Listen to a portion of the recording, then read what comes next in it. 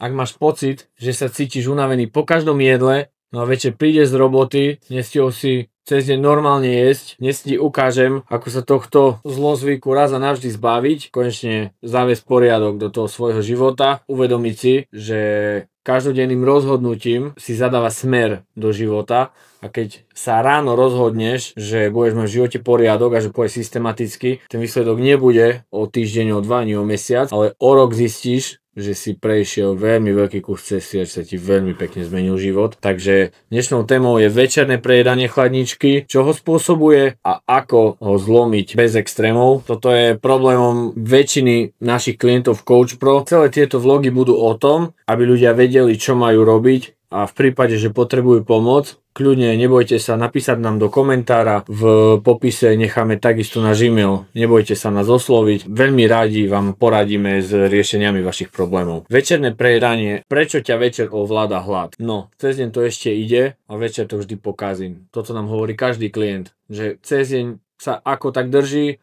večer príde manželka, priateľ otvorí prosečko, čipsy, seriál, a všetko je v haji. V prvom rade treba nastaviť aj doma naše okolie na to, že chceme so sebou niečo robiť. V prvom rade chceme budovať vzťah k svojmu telu, chceme zlepšiť naše zdravie a treba myslieť aj na svoje deti. To, čo vidia oni, takým spôsobom budú fungovať. Keď vidia vo vás, že ste vzorom, že sa o seba staráte, takisto sa budú o seba starať aj oni a v 50-ke, keď už vy budete na dôchodku a starší, budú mať stále na pamäti, ako má ten život vyzerať. Takže treba si v prvom rade uvedomiť, že vy dávate štandard svojim deťom. Keď budete na seba klásť vyššie nároky, vašim deťom to príde normálne a celý ich život sa bude odvíjať od toho. Telo si večer pýta to, čo celý deň nedostalo v prvom rade. Keď ráno nebudete raňajkovať, celé do obeda nebudete stíhať, na obed zobnete niečo v reštike a potom zistíte večer, že ste hladní, unavení, viete celú chladničku, trávenie je extrémne zaťažené, keď idete spať.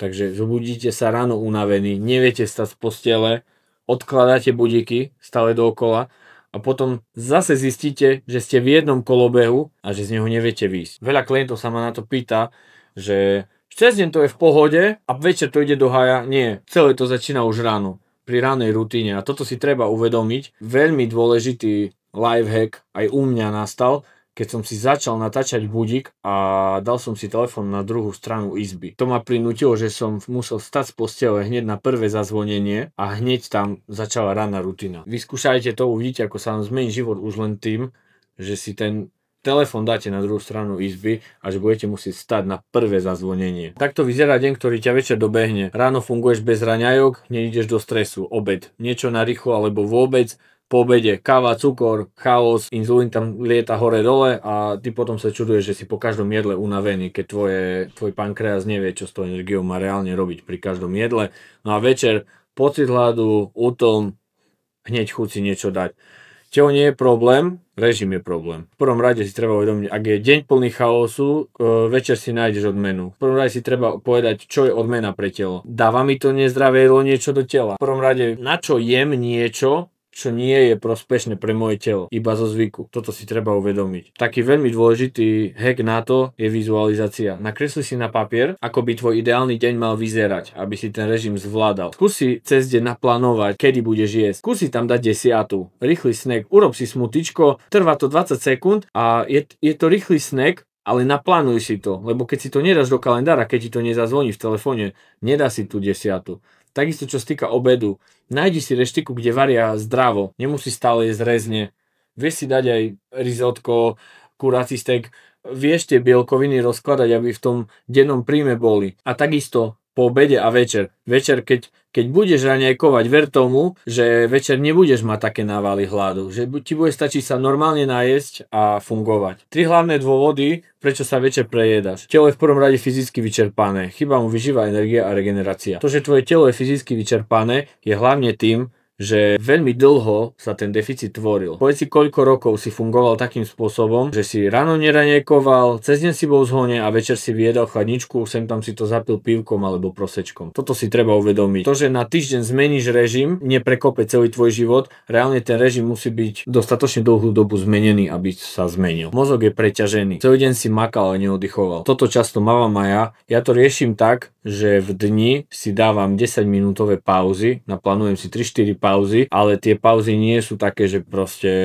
zoberiem telefón, začnem si scrollovať reelska, ale ja reálne vypnem všetko, snažím sa dýchať, snažím sa napiť vody, reálne dať ten mozog do oddychu, do efektivity a takisto večer. Treba si uvedomiť, že my ľudia utekáme pred tichom. Pred tým tichom netreba utekať, ten mozog to ticho veľakrát potrebuje, aby sa trošku ustálil, lebo najviac cukru spotrebuje ten mozog. Potom sú tie návaly, čiže je to veľmi dôležitá vec v celom, mať usporiadané veci v živote. Tretia vec, nemá systém, ktorý ťa chráni, improvizuješ. Ráno staneš a proste ideš. Ako chceš fungovať, keď celý čas len improvizuješ a proste ideš na verím Boha. Čo sa týka veci do práce, stretnutí, tam si vieš naplánovať v kalendári, ale nie si schopný si naplánovať raňajky. Tréning nemusí byť 3 hodiny. Musí každé ráno dať trošku tréning brucha, rozdýchať to a dať si zdravý stretching. Uvidíš, jak sa ti zlepší kvalita. Hneď dlhšie vysedíš proste v tej práci, nebude ťa boleť chrbát. Každý deň si skús hodnotiť. Mne veľmi pomáha, neviem, či máte iPhony, Androidy, apka denník a napísať si, či si jedol cez deň plnohodnotne, či si sa hýbal, či si sa zastavil. A nejde o to, že čo sa týka hýbania, či si mal 3-hodinový tréning, ako som spomínal, ale či si urobil trošku viac krokov ako deň predtým. Keď vieš, že si nebol lepší v dni a že si večer si sadol pred telku, robil si záznam z daného dňa a vedel si, že si to večer nedobehol, zober deti, chod sa prejsť. Stále to vieš dobehnúť večer. Neseď pri telke, je veľa druhov oddychu, tie oddychy vedia byť veľmi prospešné pre telo, nemusí to byť oddych typu film, víno a čipsy. A ako som spomínal, tie ranné rozhodnutia hlavne určujú večer. Ak si dáš veľmi dobre vyživné raňajky, telo dostane veľmi dobrý signál do bezpečia. Ak raňajky preskočíš, telo celý deň to šetrí a večer samozrejme bude naháňať energiu.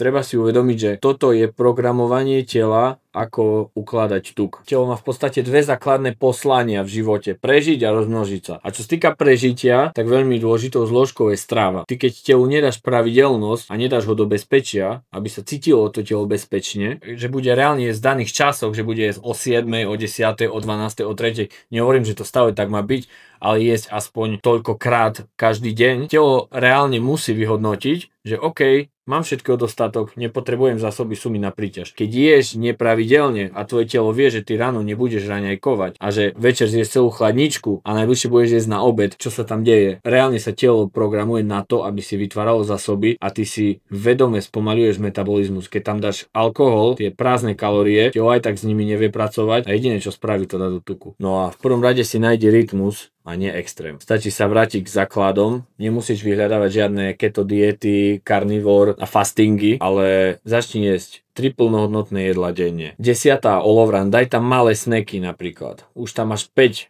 plnohodnotných jedál. Daj tam nejaké bielkoviny v prvom rade. Hlavne pri každom jedle. Nezabúdaj na pitný režim. To je úplný základ imunity. V prvom rade nám ochladzuje mozog, čiže keď chceš efektívne fungovať a nepiješ vodu, nikdy nebudeš efektívne fungovať. A treba si uvedomiť, že telo nemá rado extrémy. Čím viac dáš telo do pohody, čím viac si nájdeš vo veciach systém, tak tým lepšie výsledky budeš mať a hlavne tým viac budú tie výsledky dlhodobé. Čím viac budeš improvizovať, tým to bude horšie a tým viac proste budeš večer mávať chute na sladké. Cesta je 3 hlavné jedlá, no a snack buď 1 alebo 2. V prvom rade si treba uvedomiť, že nemusíš hneď od prvého dňa počítať kalórie. Stačí dať telu, čo potrebuje, hlavne dostatok živín, ako som spomínal, biologické hodnoty a hlavne dať mu to, čo potrebuje. Večer nie je problém, keď cez deň normálne funguješ. Večerné nájazdy na chladničku nevznikajú večer, ale vznikajú počas dňa a hlavne ráno. Čím lepšia rutina, čím Čím pravidelnejšia, tým lepšie zvládnutý večer. Ak vieš, že máš večer chuť na sladké, nerieš to zákazmi, naplánuj si, urob si tvarohovú penu s kakaom, daj si horkú čokoládu s ovocím, vieš si urobiť mug cake z ovsených vločiek. Je tam veľmi veľa alternatív.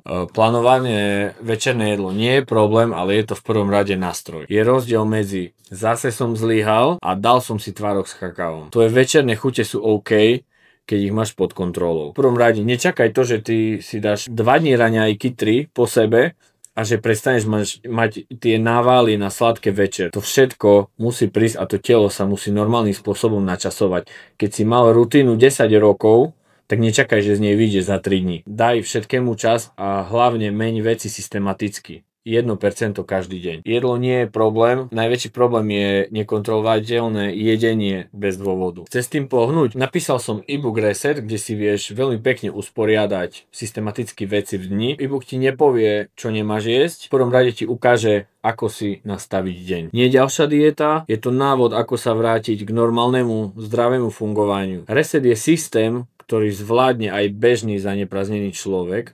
Stiahni si ho zdarma, link máš v popise. Ešte jednu vetu by som chcel povedať. Prečo siahať po polotovároch, lacných náhradách, keď konečne máme v spoločnosti dostatok ovocia, dostatok zdravého jedla. Vieme si vybrať z milión alternatív a my siahame po čipsoch, lacných pečivách polotovarových, dopekaných všelikde, po alkohole. Treba si uvedomiť, že je strašne veľa alternatív, ktoré sú zdravé, ktoré nám dá telo do úplne iného levelu a budeme šľapať ako švajčiarske hodinky. Ja ti ďakujem za sledovanie a ak chceš, aby ti ďalšie video neušlo, klikni dole, daj odber, sleduj YouTube, Instagram, budem sa snažiť pridať čo najviac hodnoty, aby si mal výsledky.